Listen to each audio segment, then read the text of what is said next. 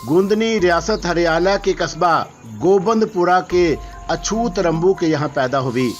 उसी तरह जैसे गरीबों के बच्चे खामोशी से पैदा हो जाते हैं। रात गए जब रंबू चर्च के नशे में धुत देवरी में पड़ा था और रसीली के दर्द उठा। घर में और कोई नहीं था और शदीद तकलीफ के आलम में उसने रंबू को झंझोड़ कर उठाने की कोशिश की, लेकिन रंबू तो उस वक्त अंदर सभा में बैठा दम लगा रहा था। वो आंखें बंद किए मुस्कुराने के सिवा और कुछ ना कर सका। तो मैं भी क्या करूं, माधु सिंह की बीवी ने कहा, और माधु सिंह ठंडी सांस लेकर खामोश हो गया। किरण लाल मुंह जोर घोड़े की मानत था। उसकी निगाहें कवारियों के जिस्मों से टकराती तो जिस्मों में सुराख हो जाया करते थे। बहुत से ऐसे वाकयात हुए जिनमें किरण लाल मुलव्वस था और माधु सिंह को यही खतरा था कि कहीं शंकतला भी किरण लाल के म्यार पर पूरी ना उतरे। वो अक्सर परमेश्वरी से दुआ करता रहता था कि जब तक शंकतला के हाथ पीले ना हो जाएं, किरण लाल की उस पर नजर ना पड़े। जग्गी लाल से तो उसकी शिकायत करना बेकार था, क्योंकि बहुत से लोगों ने शिकायतें की थी, लेकिन उन शिकायतों का नतीजा क्या निकला। जग्गी लाल ने साफ साफ कह दिया था कि किरण लाल एक जिम्मेदार का बेटा है, उसके करतूत भी जिम्मेदार जैसे होंगे। चुनाचा लोग अपने अपने घरों को संभाल कर रखें। मैं किरण लाल के खिलाफ कोई कदम नहीं उठा सकता। और उसके बाद किसकी मजाल थी कि कोई किरण लाल से मज़ाहमत करता। हाँ, अलमिया दास्तानें ज़रूर पैदा हो रही थी। बहुत सी बेटियां ऐसी थी जिनकी इज्जत टूट गई थी। वो अपने घरों में आज तक बैठी हुई थी, कोई टके में पूछने वाला नहीं था। बदनामी और जिल्लत का गहरा दाग और उन बदनसीब घरों पर नुमायां होता था और शरीफ लोग भी उधर का रुख नहीं करते थे। लेकिन वो जो किसी का कहना है कि बाद औकात इंसान जो सोचे वो उसके सर पर नादल हो जाता है। शामत आते देर नहीं लगती। चुनाचा शामत आ गई। बेचारी शंकतला कलसा कोले पर रखे पंगड़ पर पानी भरने गई थी कि किरण लाल की निगाह उस पर पड़ गई। वो अपने घोड़े पर सवार आहिस्ता आहिस्ता चला आ रहा था और उसकी फटती हुई जवानी अपने लिए शिकार तलाश कर रही थी। उसके साथ उसके दो हवारी भी थे जो उसी की तरह बेहया थे। उन्होंने जोर से उस रसवंती को देखा और घोड़ा आहिस्ता आहिस्ता उसके पीछे चलने लगा। किरण लाल की निगाहों में दिलचस्पी के सार थे। उसे ये लड़की बहुत पसंद आई। उसकी आंखों में हवस नाचने लगी। किरण लाल के दोनों हवारियों का भी यही हाल था। तब उसने अपने एक हवारी कुनिया सिंह से कहा, कुनिया, देख रहे हो, नागन का सिर्फ नाम ही सुना था, लेकिन कुचलते हुए आज देख लिया। ये नागिनें भी खूब होती हैं महाराज, ना जाने जमीन के कौन कौन से हिस्से में छुपी होती हैं, और जो ही बरसात होती है ये बाहर निकल आती हैं। इंसान उन्हें देखकर हैरान रह जाता है। रुको तुम लोग यहाँ, मैं जरा इस सुंदरी से बात कर लूं, किरण लाल ने कहा और घोड़े से उतर आया। वो घोड़े की बाग पकड़े हुए शंकतला के पास पहुंच गया। देवी जी, पानी का ये कलसा बहुत भारी है, यूं करो उसे मुझे दे दो, मैं घोड़े पर रखकर तुम्हारे घर पहुंचा दूंगा। शंकतला ने रुककर बड़ी बड़ी आंखों से उसे देखा, फिर बोली, क्या सुबह से शाम तक यही काम करते हो किरण जी? अरे तुम हमें जानती हो? तुम्हें कौन ना जानता होगा, पूरी बस्ती जानती है, मगर हम बड़े बदनसीब हैं। वो क्यों? इसलिए कि हम तुम जैसी सुंदरी को नहीं जानते। जिन्हें तुमने जाना है वही तकदीर को रो रही हैं। हमें जानकर क्या करोगे किरण बाबू? यही तो बदकिस्मती है कि लोगों ने हमारे बारे में जाने क्या क्या उड़ा रखी हैं, हालांकि हम ऐसे नहीं हैं।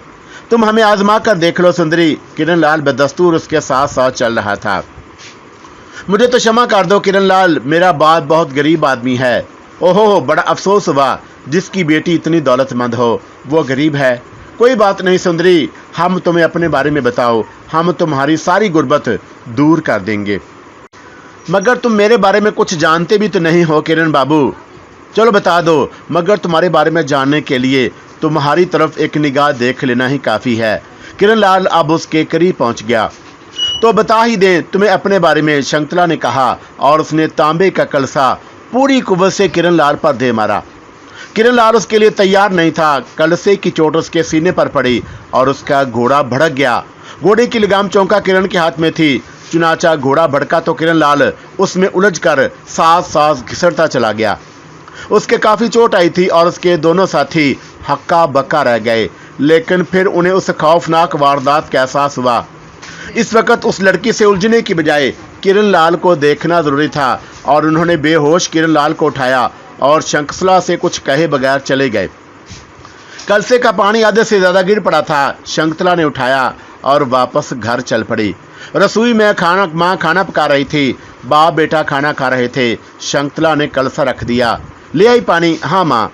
अरे ये तो एक कलसा भी नहीं है। हाँ माँ, पूरा भरकर लाई थी, मगर रास्ते में जग्गी लाल किरण मिल गया, शंखतला ने कहा और साधु सिंह के हाथ से। कौन मिल गया शंक्ति? उसने मुंह फाड़कर पूछा। किरण लाल तुम्हारे मालिक का बेटा, शंखतला ने इस अंदाज में कहा। तो फिर क्या हुआ? माधु सिंह घुटी घुटी आवाज में बोला। मुझसे मेरा पता पूछने लगा और मैंने उसे अच्छी तरह सब कुछ समझा दिया। क्या बता दिया तूने? ये कलसा दे मारा था उसके सर पर और फिर उसका घोड़ा भड़क गया और वह पापी इसमें फंसा दूर तक चला गया। अरे अरे राम राम, मारे गए? फिर क्या हुआ? बस हम कलसा उठाकर चले आए और उसके साथी उसे ले गए। अरे भगवान, लाज तो बच गई, मगर अब आगे क्या होगा? कहाँ छुपेगी ये बात? शंखतला की माँ। बस सोचो माधु, कुछ सोचो। वो बदला जरूर लेंगे और हम उनका कुछ भी नहीं बिगाड़ सकेंगे। हाँ, अनजाई में भी यही सोच रही हूँ कि भगवान वही हुआ जिसका खतरा था। तो यूं कर शंक्ति की माँ, अपने मेके चली जा और इसको भी साथ ले जा। कुछ रोज वहां गुजार और उसके बाद देखा जाएगा। मैं यहाँ रहूंगा, हालात देखूंगा। अगर यहाँ ना बनी तो वहां चलाऊंगा और उसके बाद देखेंगे जो भगवान ने हमारे नसीब में लिख दिया है। तो मैं कब जाऊं? मेरा ख्याल है कि तो अभी तैयारी कर ले। जग्गी लाल को मालूम है वो तो पागल हो जाएगा और फिर नहीं मालूम क्या हो। और थोड़ी देर के बाद वो खामोशी से घर से निकल गई। माधु बेचारा सख्त परेशान था। जख्मी किरण लाल घर पहुंचा तो कहराम मच गया। चारों तरफ से लोग आन पड़े और जग्गी लाल बेटे की इसकी हालत पर दीवाना हो गया और हकीमों को दुहाई दी जाने लगी। थोड़ी देर के बाद किरण लाल के गिर्द बेशुमार लोग जमा थे। वैद्यों ने मरहम पट्टी की और बताया कि घबराने की कोई बात नहीं, मामूली सा जख्म है, मरहम पट्टी से ठीक हो जाएगा। खून बह जाने की वजह से बेहोशी तारी हो गई है, लेकिन जग्गी लाल ने जीवन भर लाल को फूलों की छड़ी से भी ना मारा था और वो उसकी हालत देखकर सख्त परेशान हो गया। तब कन्हैया लाल उसके साथी मधु को तलब कर लिया। क्या हुआ ये? किसने उसकी ये हालत की? उसने पूछा। महाराज क्या बताएं? कुत्ते के बच्चों, तुम इस अंदाज में बात कर रहे हो जैसे कोई बात ही नहीं। मैं पूछता हूँ क्या हुआ किरण लाल को? महाराज, पंगड़ से एक छोकरी पानी का कलसा लिए जा रही थी। महाराज, उसने कोई बात की और उसने पानी से भरा हुआ कलसा महाराज के मुंह पर दे मारा, जिससे घोड़ा भड़क उठा और महाराज को घसीटता हुआ ले गया। ओहो, कौन थी वो जलील छोकरी? बताओ कौन थी वो? हम जानते तो नहीं महाराज, पर दोबारा देखेंगे तो पहचान लेंगे और देखने के लिए वो तुम्हारे घर आएगी। क्यों? कन्हैया मंगू, अगर जिंदगी चाहते हो तो जाओ और थोड़ी देर के अंदर ये पता लगा कर आओ कि वो लड़की कौन थी और किसकी बेटी है, कहाँ रहती है। जो आ गया महाराज की। दोनों खौफ से कांपते हुए बोले और फिर बाहर निकल गए। फिर वो दोनों पंगड़ पर चल पड़े और मुमकिन है कि वहां कोई मिल जाए। चलो, मधु ने गर्दन हिलाते हुए कहा और दोनों घोड़े पर बैठकर पंगड़ की जानब रवाना हो गए। इस वक्त पंगड़ पर दो औरतें पानी भर रही थी। दोनों औरतें घोड़ों को देखकर किसी हद तक सहम सी गईं, क्योंकि वो जानती थी कि घोड़े सवार जग्गी लाल के आदमी होते हैं और जग्गी लाल के आदमियों से हर शख्स डरता है। वो दोनों पंगड़ पर उतर गए। पानी पियोगे वीरा? एक औरत ने खुशामद भरी लहजे में कहा। पानी की बच्ची, हमें तुझसे कुछ मालूम करना है, सही सही बता दो, वरना खुद सोच ले कि तेरे साथ क्या सलूक होगा। कन्हैया लाल ने कड़कदार लहजे में कहा और दोनों औरतें सहम गईं। जो पूछोगे वीरा, हम बताने को तैयार हैं। तू कितनी देर से यहाँ पानी भर रही है? बस तीसरा फेरा लेने के लिए आई हूँ। इससे कबल कितनी देर पहले आई थी? बस थोड़ी देर पहले। ये बता के पीला लहंगे और नीली चोली में जो खूबसूरत सी लड़की है वो कौन है? पीला लहंगा, नीली चोली। औरत ने दूसरी औरत की तरफ देखा और फिर दोनों बीक आवाज में बोली, हमें नहीं मालूम भैया। मधु, इन दोनों सुसरियों को कुएं में डाल दो। इन्हें नहीं मालूम, कन्हैया लाल बोला और दोनों औरतें दहशत से चीखने लगी। भगवान की सौगंध, हमें नहीं मालूम, हमें कुछ नहीं मालूम, वो खौफजदा आलम में बोली। तो फिर कैसे मालूम होगी ये बात? हम मालूम करके बता देंगे। ठीक है, रात तक हम सबसे पूछेंगे। लड़कियां बालियां पहले से भी पानी भरने आई थीं, किसी ने किसी को जरूर मालूम होगा। ये हुई ना बात, लेकिन रात होने से पहले ये बात मालूम होनी चाहिए, वरना कल तुम्हारी खैर नहीं। और हाँ सुनो, अगर इस बात की खबर किसी को हुई तो हम दोनों तुम्हारे जीवन भर तुम्हें नहीं छोड़ेंगे, हम किसी को ये बात नहीं बताएंगे, दोनों ने कहा और खाली मटके लिए पंगड़ से भाग गईं। फिर रात हो गई थी और जो वक्त गुजर रहा था वो दोनों सहमे जा रहे थे। रात को चिराग जलने की काफ़ी देर के बाद दोनों औरतों में से एक उन्हें मिल गई। वो बैर सिंह की बीवी थी। उसकी निगाह उन दोनों पर पड़ी तो वो सहम गईं और फिर खुद ही उनके पास आ गई। मैं तुम दोनों को पंगड़ पर तलाश करके आई भैया। कब? अभी थोड़ी देर पहले। बड़ी मुश्किल से मालूम हुआ है। ओह, पता चल गया वो कौन थी? हाँ, कस्तूरी बताती है कि शाम को पीले लहंगे और नीली चोली वाली माधु सिंह की बेटी शंतला थी। माधु सिंह जो पीपल की कुंडी के पास रहता है, कुनिया लाल बोला। हाँ वही, मगर वीर बात क्या है? बकवास मत कर, अपने काम से काम रख और याद रखना कि इसको बकवास के बारे में किसी को पता ना चले। और दोनों वहां से आगे बढ़ गए। फिर वो दोनों जिमीदार के पास पहुंच गए। किरण लाल को होश आ गया था। जिमीदार जी अब गुस्से में थे और उन दोनों को देखकर गरजे। पता चला कुछ? जी महाराज। कौन थी वो? माधु लाल किसान की बेटी शंतला। माधु लाल? वो हमारा 2 टके का गुलाम। अच्छा, तो अब उन किसानों के हाँ किरण के हाथ में उठाएंगे। करम सिंह 10-12 आदमी लेकर जाओ और माधु लाल के घर में जो कोई भी हो उसे पकड़ लाओ, किसी को मत छोड़ना। जिमीदार जी ने अपने एक हरकारे को हुक्म दिया और करम सिंह चला गया। बेचारे माधु लाल की हालत खराब थी और फिर उसका रोज से दरवाज़ा बजा और वो सहम गया। और इस तरह दरवाज़ा बजाने वाले कौन हो सकते हैं वो समझ गया। उसने खौफजदा अंदाज में दरवाज़ा खोला और करम सिंह को वो पहचानता था और उसके साथ दूसरे भी थे। करम सिंह, उसने जोर से धक्का दिया और माधु लाल चित गिरा और उस पर से वो कूदते हुए घर में दाखिल हो गए। और छोटा सा घर, रसोई और 2 कमरे, लेकिन घर में उन्हें माधु लाल के सिवा कोई दिखाई ना दिया। बेचारा माधु लाल बैठा अपनी चोटें सहला रहा था। तब करम सिंह उसकी तरफ मुड़ा। तेरी पत्नी और बेटी कहाँ है? बताकर नहीं गई। मैं खेत से आया तो वह दोनों मौजूद नहीं थी। किसी के घर गई होंगी। कहाँ गई होंगी ये तो मालूम नहीं भाई। उठो और जहाँ जहाँ वो जाती हैं हमारे साथ चल और उन्हें तलाश करो। अव्वल तो दाल चूल्हे पर चढ़ी हुई है भाई, मगर ऐसी क्या बात है? उन्हें तलाश कर रहे हो? जो बात है मुझसे कह दो। आखिर वो उसकी मेरी बेटी और पत्नी हैं, माधु लाल आर्जी से बोला। उठता है ये दूं एक रात, करम सिंह गरजा और माधु लाल उसके साथ उठ खड़ा हुआ और फिर वो सब उसे धकेलते हुए चले। और बस्ती के वाहद मकानों में माधु सिंह अपनी बीवी और बेटी के बारे में पूछ रहा था। लोगों ने उल्टी सीधी बातें बताईं, लेकिन उन दोनों का कोई पता ठिकाना ना चला। तब करम सिंह आजिज आ गया। फिर वो माधु सिंह को धकेलते हुए जग्गी लाल के पास पहुंच गए। इसे क्यों लाई हो? लड़की कहाँ है? इसकी बेटी है वो, और उसकी बीवी और बेटी घर से गायब हैं। ये कहता है कि जब ये खेत से घर वापस आया तो वो दोनों मौजूद नहीं थी। कहाँ गई वो दोनों? जग्गी लाल ने गर्ज कर पूछा। सरकार, हरामजादियों को बस्ती के एक एक घर में तलाश कर लिया, कहीं और ही चली गई हैं। जो ही आ जाएंगी सरकार के चरणों में ले आऊँगा। पर सरकार, बात अभी तक नहीं मालूम हुई। बात तुझे ज़रूर मालूम होगी माधु सिंह, ये किसी तौर मुमकिन नहीं। जग्गी लाल को बेवकूफ़ बनाने की कोशिश कर रहा है। ना ही सरकार, आपका नमक खाते हैं, झूठ नहीं बोलेंगे। बकवास मत करो, करम सिंह से बंद कर दो और बस्ती के चप्पे चप्पे में उसे तलाश करो। किसी के घर में जा छुपी होंगी, जग्गी लाल ने कहा और करम सिंह ने गर्दन हिला दी। पर हमें बात तो बता दे सरकार, हम तो रबत हैं, हमारे साथ यह न्याय ना करें। माधु सिंह चीखता रहा, लेकिन जग्गी लाल ये बात मानने के लिए तैयार नहीं था कि माधु सिंह को हकीकत नहीं मालूम। शंतला ने जो कुछ किया था उससे ना वाकिफ थी। आखिर उसकी उम्र ही क्या थी? हालांकि फितरत में शौकी और शरारत बेपनाह थी। जिंदगी से भरपूर और जिंदगी के मामलात में पूरी तरह दिलचस्पी लेती थी, लेकिन अभी तक उसके मन पर कोई ऐसा बोझ नहीं पड़ा था जो उसे बहुत ज़्यादा रहना दुनिया साज बना देता। जो कुछ हुआ था उसका उसे एहसास था। ये बात अच्छी नहीं। वो परेशान नहीं थी, अलबत्ता उसकी माँ की हालत बहुत ज़्यादा ख़राब थी। जिस तरह उन दोनों को घर छोड़कर भागना पड़ा था वो बड़ी खौफनाक बात थी, लेकिन शंतला खुश थी। पैदल 10 कोस का फासला तय करना था। माधु लाल की पत्नी का तो दम निकल रहा था। अंधेरा झुकता आ रहा था और जू अंधेरा छा रहा था उसका दिल परेशान होता जा रहा था।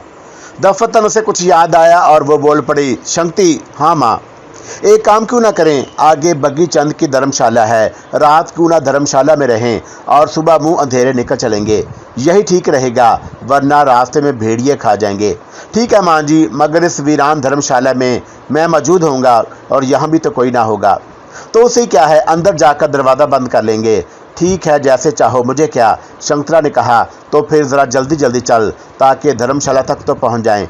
और मुझे तो चारों तरफ भेड़िए ही भेड़िए नज़र आ रहे हैं, यूँ लग रहा है जैसे उनकी आंखें हमें तक रही हों। और वह जल्दी चल शंकुतला, वरना मेरा तो दम ही निकल जाएगा, शंकुतला की माँ ने कहा। और शंकुतला खिलखिलाकर हंस पड़ी। मुँह और जवानी किसी चीज़ को खातर में नहीं लाती है। धर्मशाला की इमारत की तरफ बढ़ने लगी और धर्मशाला की स्याह वीरान इमारत दूर से धुंधले साए की शक्ल में नजर आ रही थी। राजकमल की जिंदगी में इब्तदा ही से लातादाद तब्दीलियां आती रहीं। गोंदनी चमारत दुनिया की हसीन तरीन औरत थी और हुस्न के एहसास ने उसे ना जाने कौन कौन से रास्तों पर डाल दिया था। हुस्न और बेपनाह जहानत, जब ये दो चीज़ें यकजा हो जाएं तो फिर क़यामत ही नाज़िल होती है। और राजकमल बिलाशुबा एक क़यामत ही थी। उसने रियासतों की बुनियाद हिला डाली थी। बेपनाह लोग उसके वहशत का शिकार हुए थे, यहाँ तक कि वह समंदर पर पहुँच गई जहाँ औरत कुछ नहीं रहती। और उसके बाद उसके ज़हन में शैतान जाग उठा और वो कोड की मरीदा हो गई। और फिर कोड भी दुरुस्त हो गया और फिर उसे सदा जवान रहने का नुस्खा भी मिल गया। ये सारी चीज़ें ऐसी थी जो किसी शैतान की तख्लीक में मददगार व मुआवन साबित होती हैं। और राजकमल तो शायद शैतान से भी कुछ आगे की चीज़ थी।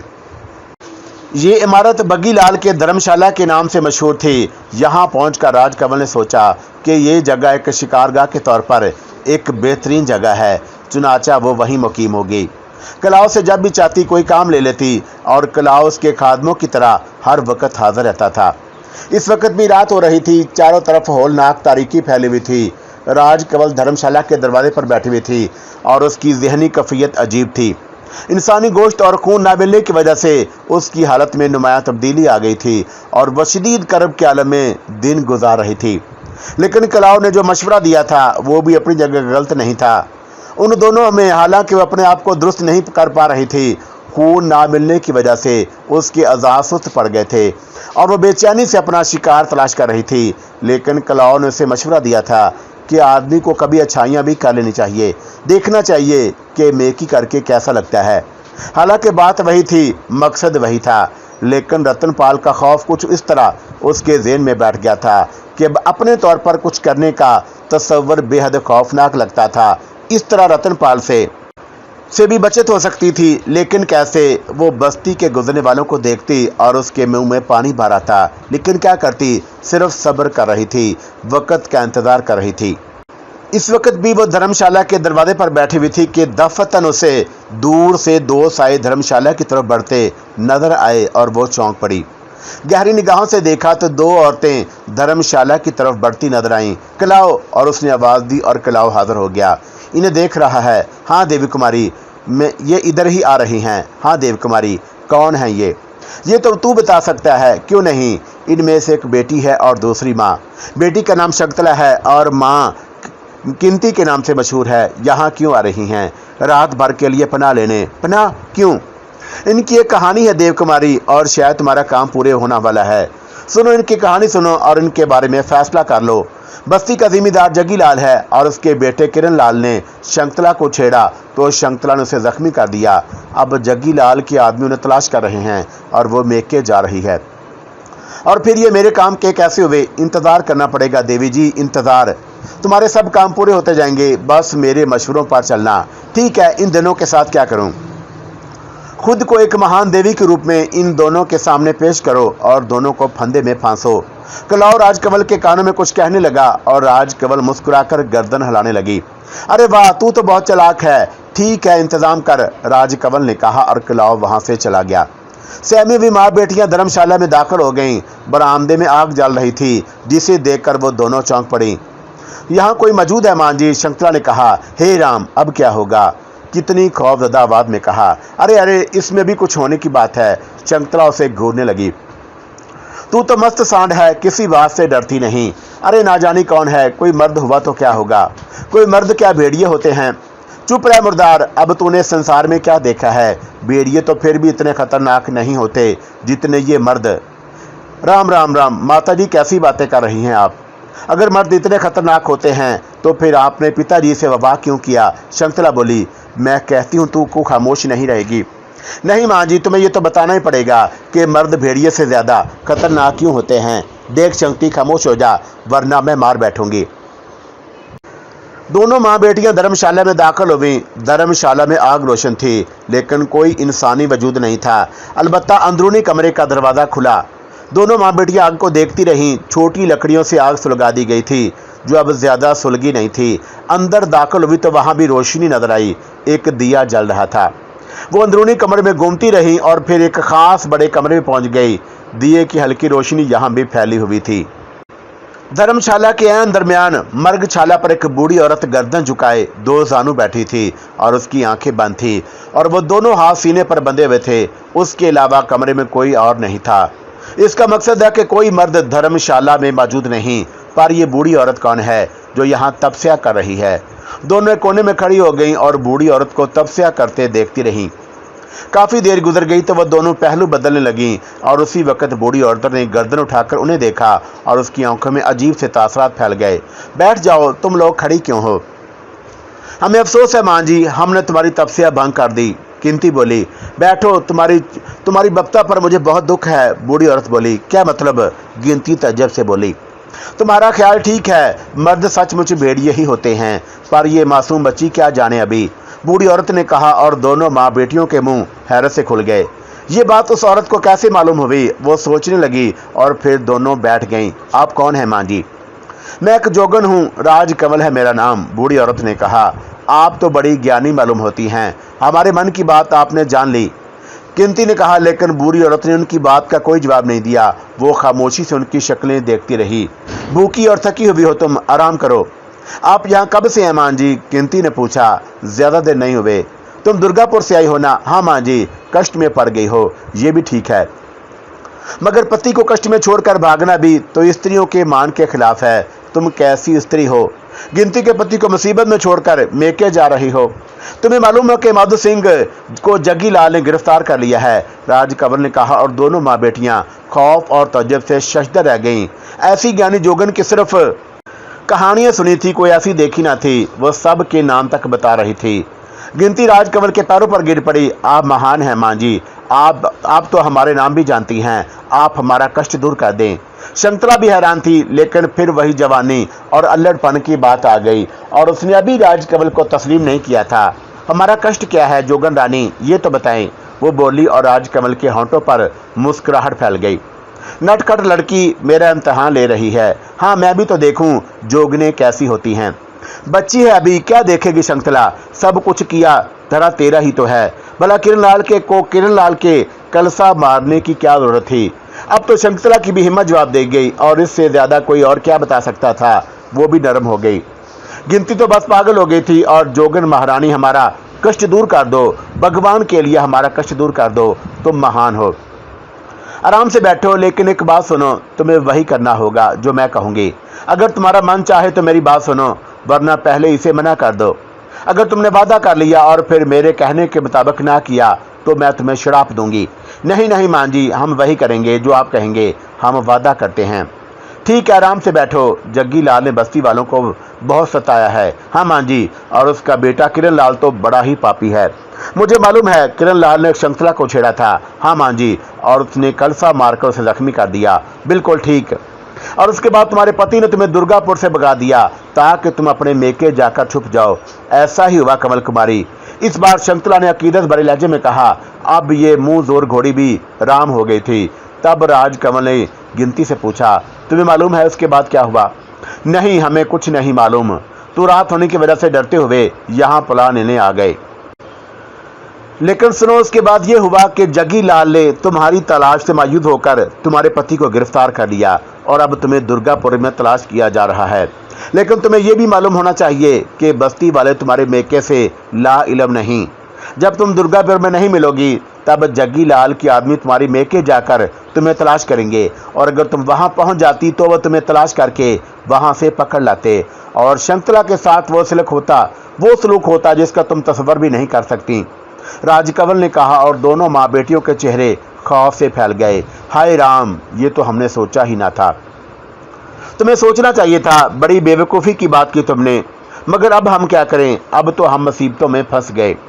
मैं तुम्हें इन मुसीबतों से निकाल लूंगी। जोगन रानी, भगवान के लिए ऐसा ही करो। शकुंतला की मां ने कहा। बस मुझसे कम ही गुफ्तगू किया करो। राजकमल भगवान का नाम सुनकर खौफजदा हो गई। अब उसकी शैतानी कुव्वतें भगवान के नाम की मुतहम्मल नहीं हो सकती थी। राजकमल रानी, हमें बताओ हम क्या करें। शकुंतला बोली, बताऊंगी, चिंता मत करो। अब तो मेरे पास हो, मेरी पनाह में हो, किसी तरह की चिंता मत करो। और जो वो लोग हमें तलाश करने यहाँ आ गए उस धर्मशाला में, हाँ, तो अंधे हो जाएंगे और तुम्हें ना पा सकेंगे। राजकमल ने कहा। और दोनों माँ बेटियों को बेहद सुकून महसूस हुआ और वो दोनों इत्मीनान से बैठ गईं। तुम लोग यहाँ आराम करो, तुम्हें कोई तकलीफ ना होगी, राजकमल ने कहा। और फिर उन लोगों को वहां छोड़कर खुद बरामदे में आ गई। ये रात राजकमल ने बड़ी बेचैनी से गुजारी। दो इंसानी वजूद मौजूद थे और उसके होंठों पर खून की प्यास थी, लेकिन रतनपाल का खौफ दामनगीर था और कलाव से जो बात हुई थी वो उस पर अमल पैरा रहना चाहती थी। सुबह हो गई और उसने दोनों माँ बेटियों के लिए उम्दा और गर्म नाश्ता कलाव से मंगवा लिया। दोनों फिर हैरान रह गईं। ये कहाँ से आया, शकुंतला ने पूछा। बस तुम खाओ और चिंता मत करो, मैं हालात के ठीक होने का इंतजार करूंगी और तुम देखोगी कि क्या होता है। जो आ गया महाकमल कुमारी। और दोनों नाश्ता करने लगी। इसी तरह कई दिन गुजर गए। दर हकीकत तो सिर्फ कोई नहीं आया था। दूसरी तरफ शकुंतला और महान देवी की दिल से कायल हो गई थी। तब एक शाम राजकमल ने कलाव से मशवरा किया और कलाव ने उसे आइंदा के हालात बताए और कहा कि अब खेल शुरू कर दिया जाए। मैं खुद भी बड़ी परेशान हूँ कलाव, देख तू मेरी हालत क्या हो रही है। अब तू क्या करेगी। मैं जाकर केरल नार से मिलूंगा शक्ल बदल कर। तुम चिंता ना करो देव कुमारी, बस इस लड़की से बात कर लो। मैं आज ही बात कर लूंगी, ये काम उसे करना ही पड़ेगा। हाँ, ये ज़रूरी है, कलाव बोला। और राजकमल ने उसे उसके मिशन पर रवाना कर दिया। फिर उसने शकुंतला को बरामदे में बुला लिया। कीर्ति को उसने अंदर ही रहने के लिए कहा था। जी देवी जी। शकुंतला, क्या तुम चाहती हो कि तुम्हारे पिताजी उन लोगों की कैद में हलाक हो जाएं? भगवान ना करे देवी जी, तो फिर इसके लिए तुम्हें कुछ करना होगा। मैं तैयार हूँ, सोच लो। सोच लिया देवी जी, मैं अपने पिताजी के लिए सब कुछ करने को तैयार हूँ।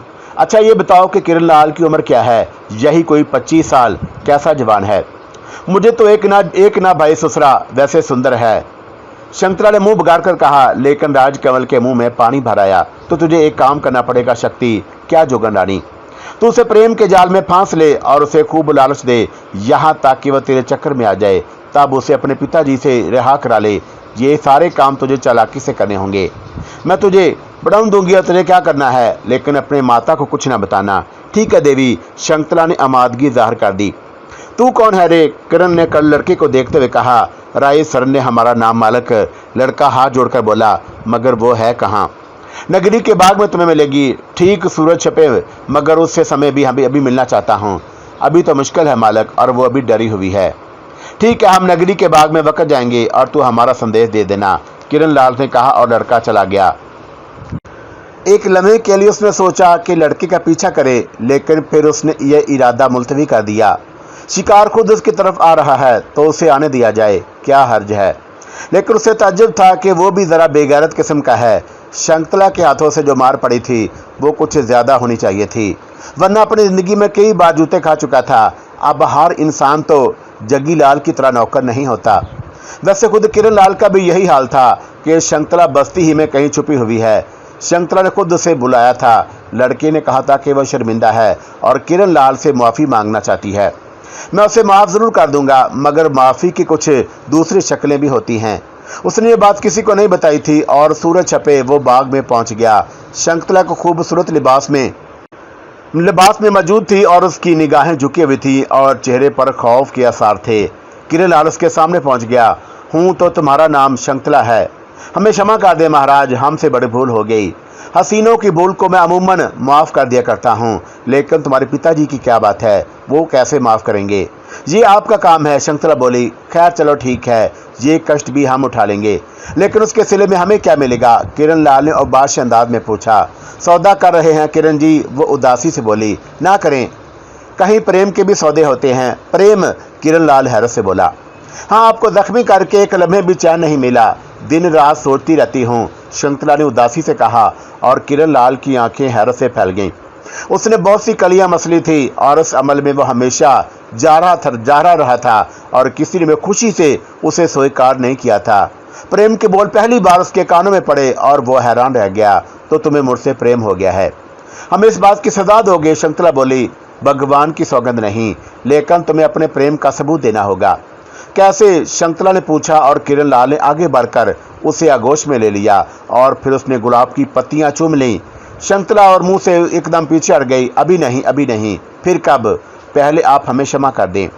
वो तो पहले ही कर दिया शक्ति, भगवान की सौगंध, अब मेरे मन में कोई बात नहीं। तो फिर मेरा पिताजी को भी छोड़ दें, उनको भी छोड़ देंगे, फिर मैं घर आ जाऊंगी। और फिर शकुंतला ने शर्माते हुए कहा, वादा करो कि पिताजी की रिहाई के बाद तुम धोखा तो नहीं करोगी, मेरी बात मानोगी।